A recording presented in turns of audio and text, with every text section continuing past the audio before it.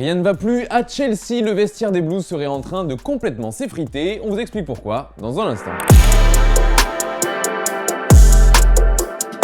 Le JT Foot Mercato avec Unibet.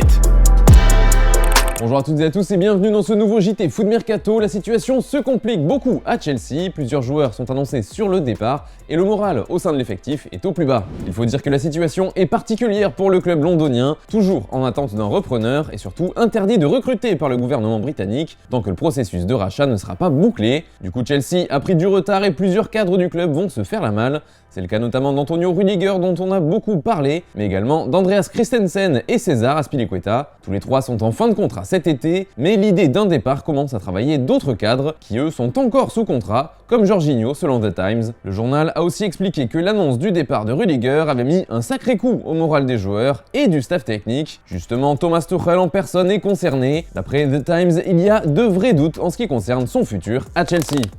On reste en Angleterre avec la Ligue des Champions. Hier, c'est City et le Real qui nous ont régalé et aujourd'hui, c'est au tour de Liverpool qui accueille Villarreal. Et vous en avez l'habitude avec notre partenaire Unibet, on vous propose jusqu'à 200 € de paris offerts avec le code FMUNI pour toute première inscription. On vous donne aussi nos paris pour ce joli duel. Stéphane voit bien une victoire des Reds 3-1. Même idée pour Antoine, mais sur le score de 1-0. Et moi aussi, sans surprise, je vais miser sur Liverpool avec une victoire 2-0. Et pour ceux qui kiffent les paris fun, on vous propose un score exact 1-0, 2-0 ou 3-0 avec Salah en buteur. Le tout pour une cote cumulée de 4,58. Et enfin, encore aujourd'hui, vous pouvez tenter de remporter le maillot de votre choix. Pour cela, c'est très simple, il vous suffit de nous donner votre prono pour le match Liverpool-Villarreal et on sélectionnera un gagnant parmi ceux qui auront trouvé le score exact. Et d'ailleurs, bravo au grand vainqueur d'hier. Bravo à toi mon gars, parce que nous, on était loin de penser à ce scénario. En France, la plupart des stars qui sont arrivées au PSG cet été ont eu du mal à s'imposer, et c'est le cas notamment de Sergio Ramos. Justement, le défenseur ibérique s'est livré sur son adaptation très compliquée dans un entretien accordé au site du PSG. Oui, enfin, surtout au début, c'est difficile de s'adapter. J'ai été beaucoup d'années dans un autre club, nous avions tout sous contrôle, la maison, le personnel, votre équipe, les 4 enfants, les écoles. Ce n'était pas facile de faire un si grand changement dans une ville aussi spectaculaire que Paris. Nous avons eu du mal à trouver une maison. Un cas pas vraiment isolé, au contraire, et qui ressemble à s'y méprendre à celui de Léo Messi. Lui aussi a quitté un environnement qu'il connaissait par cœur et où il était le taulier pour arriver en terre inconnue. Et ce malaise, voire ce mal-être, ne touche pas que les anciens déracinés et déboussolés. Difficile de ranger Gianluigi Donnarumma dans cette catégorie, lui qui n'a que 23 ans. Pourtant, il a souffert notamment de la forte concurrence avec Navas et il est aujourd'hui loin de son meilleur niveau.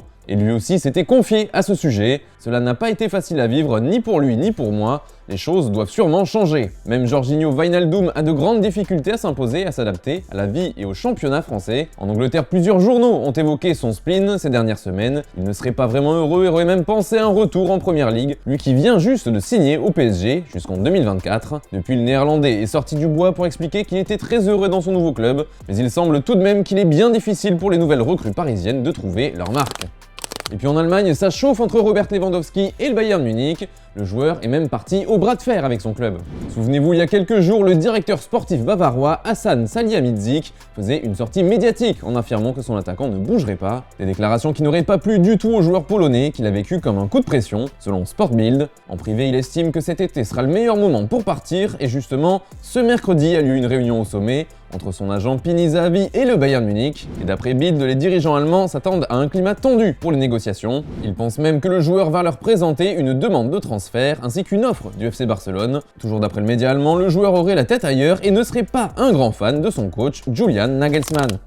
Un petit détour par Monaco maintenant et l'avenir d'un champion du monde qui pourrait bien quitter le Rocher. Il s'agit de Djibril Sidibé qui sera en fin de contrat cet été et qui se pose des questions concernant son avenir et son futur temps de jeu à l'ASM. Des discussions sont en cours à propos d'une prolongation, mais il attire aussi d'autres clubs. Selon nos informations, le Hertha Berlin et Schalke 04 qui pourraient remonter en Bundesliga sont intéressés par son profil. Et toujours à Monaco, en défense, mais dans le sens des arrivées, le club de la Principauté penserait à Issa Diop pour se renforcer d'après nos informations. Un joueur qui pourrait pallier au départ de Badiachil cet été, lui qui est pisté par Newcastle notamment. Mais pour Diop, l'AS Monaco devra faire face à une grosse concurrence puisque l'OL est aussi sur les rangs, de même que Manchester United.